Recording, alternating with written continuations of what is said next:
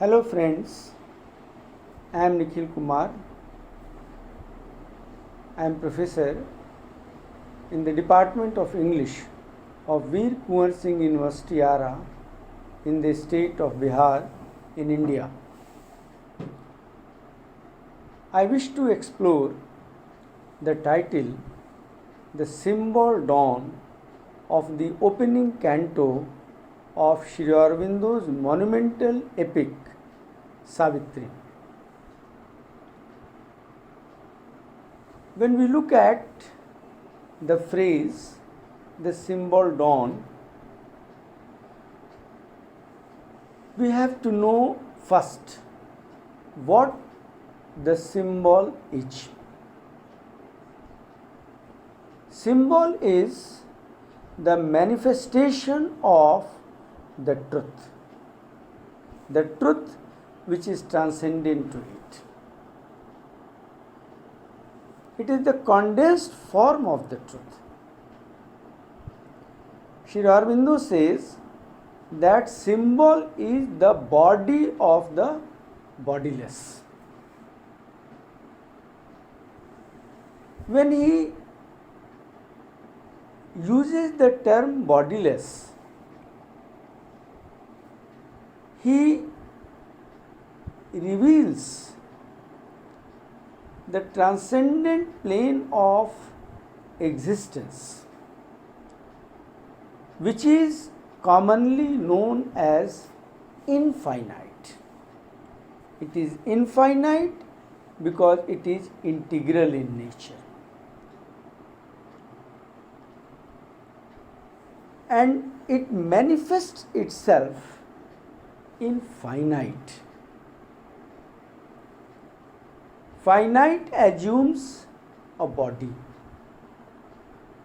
So body comes to be identified with the finite. And this body is the condensed form of that very infinite which is integral in nature. So symbol goes to manifest the transcendent which exists beyond the plane of creation, which is integral, and because it is integral, it is infinite. As opposed to allegory, which is a product of the intellectual mind, having arbitrariness as its essential feature, symbol comes to inherit revelatory feature. It reveals the transcendent divine or transcendent one integral.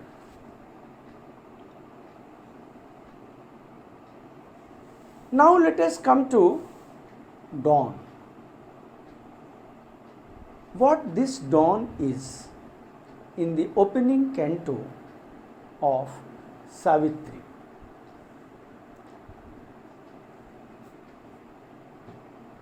It is certainly not a physical dawn. Of course, in the latter part of the canto, we have a physical dawn, but it is essentially a dawn of the supraphysical nature, because the opening lines of the canto presents a very beautiful and lucid description of the pre-creation state of existence. Rather, the opening lines reveal the pre-creation state of existence. There is the revelation of the pre-creation state of existence. Gradually, we find later on the emergence of creation. Because there is one stage, the stage is that of the pre-creation stage. Naturally, the creation has come into existence.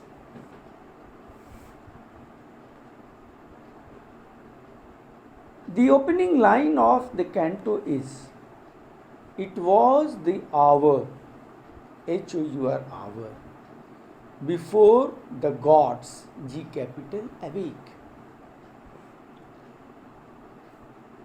When we look into the word gods, we find that gods are the chief cosmic functionaries. The Vedic rishis have discovered the truth of this creation. They have discovered the existence of one transcendent divine, which is integral, and they have found that integral wills to manifest itself, express itself. This truth the Vedic rishis express very poetically in Sanskrit. Eko aham bahushyam prajayam. I am one, become many, yet remain the same. The one divine is there. There is one divine. Eko aham bahushyam. It comes to be many. The one divine comes to be many. Prajayam. Even after coming to be many, the one transcendent divine doesn't lose its sovereign oneness. So when it comes to be many, the creation comes into existence. And the very point where one comes to be many, cosmic plane of existence, or to say cosmos, comes into existence. Cosmos is born, universe is born. And with the coming of the creation or the universe into existence, cosmos into existence, different cosmic functions are born there. And there are the chief cosmic functionaries. Those chief cosmic functionaries are called gods. They are called gods. So when Sri Aurobindo says that it was the hour before the gods awake, means gods are sleeping. That is to say, the cosmic functions are in a suspended state. So because cosmic functions are in a suspended state, creation has not yet come into existence. So suspension means earlier they were in existence. Sri Aurobindo here speaks of the present creation or the present cycle of the creation.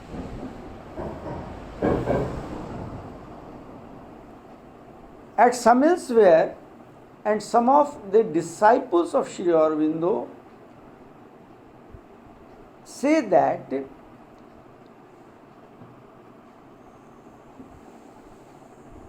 this creation is the seventh one. Prior to this, there were 6 creations and they were dissolved. But in dissolution, the cosmic powers which were created earlier, they were not at all annihilated, but they went into suspended animation. They went into suspended animation because they have to come again into operation. Each and every creation manifests different orders of existence.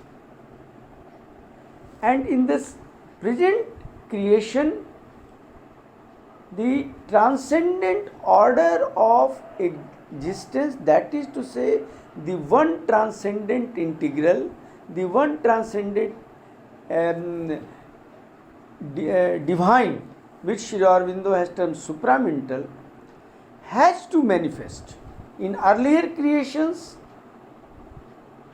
they did this supramental could not manifest because the earlier creations were not prepared for the manifestation of the supramental. So this supramental has to manifest in the present creation. So this pre-creation state of existence comes to be a symbol of the supramental creation or the emergence of supramental consciousness.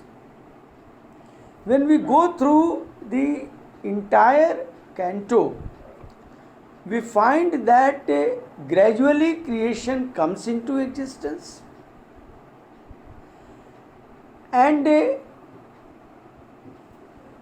creation came into existence with the descent of the transcendent supramental consciousness into earth. Sri Aurobindo speaks of evolution. To a certain extent, he agrees with the scientific idea that life evolves out of matter. Mind evolves out of life. But matter is lifeless, which is what science says. Here he doesn't agree.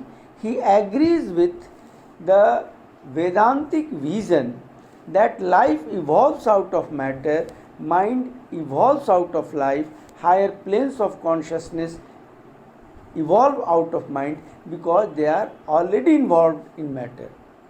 That is to say, a phenomenon inverse to evolution preceded it. This phenomenon which precedes evolution, Sri Aurobindo terms it involution.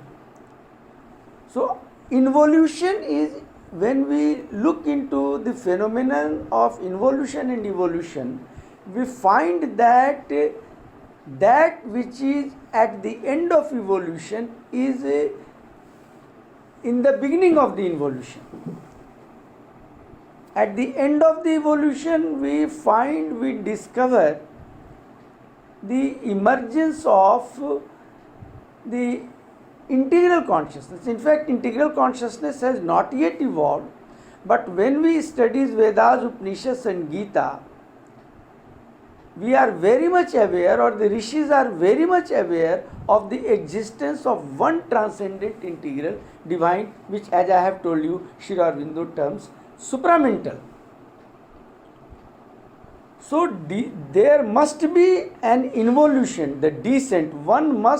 The eko aham bahusyam, one transcendent must come to be many. The very phenomenon of coming of the one transcendent divine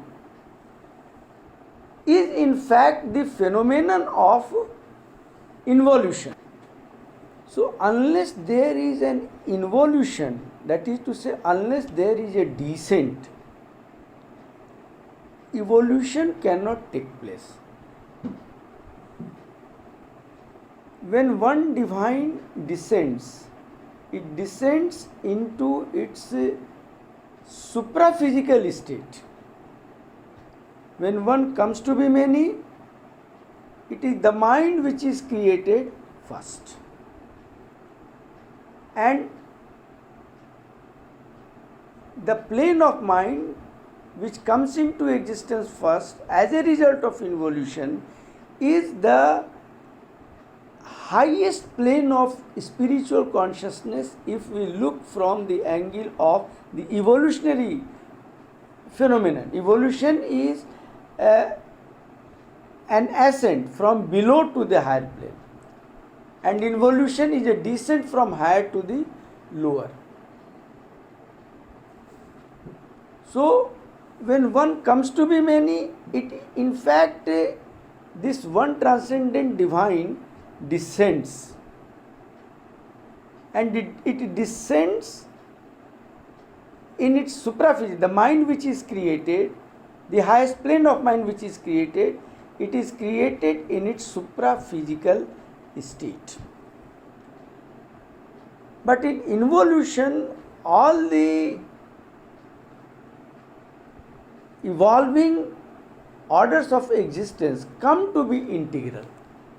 But prior to this, they all are in their supraphysical state, such as the first plane, that is to say the highest plane of spiritual consciousness which is created as a result of existence.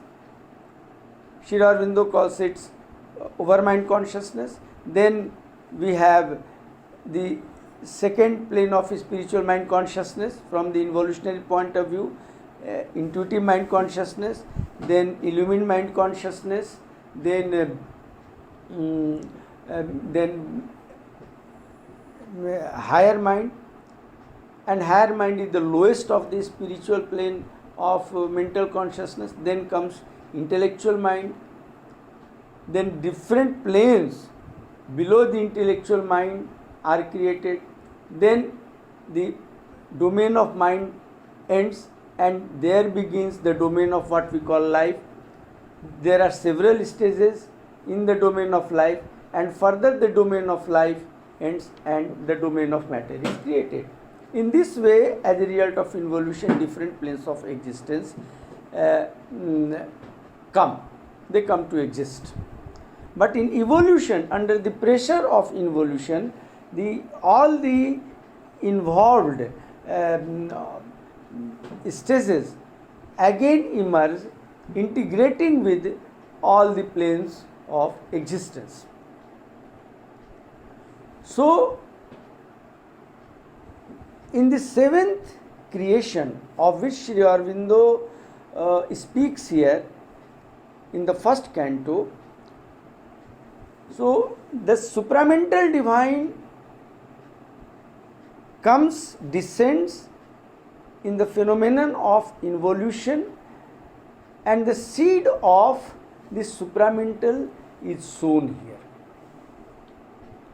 And this very supramental in the seed form will gradually evolve. So when the creation comes into the existence in this very opening canto, we see that human beings are habiting this plane, this matter, this earth, and we have Savitri here, who is the incarnation of the supramental consciousness. The canto ends with the line, "This was the day Satyavan must die." Sri Aurobindo presents the picture of a day. It is a physical day, but this physical day is related to the dawn of a new creation. In Satyavan's death, or as a result of Satyavan's death, the supramental consciousness will evolve. It will emerge. Because how, as a result of Satyavan's death, supramental plane will of consciousness, supramental plane of consciousness will evolve. It is a matter of a further discussion. But in the very death of Satyavan, we have a symbol of the coming of the supramental consciousness into manifestation on this very earth. Satyavan has not died in the first canto. We know the traditional story that after the death of Satyavan, Savitri follows the death god, and finally she is successful in bringing back the soul of Satyavan.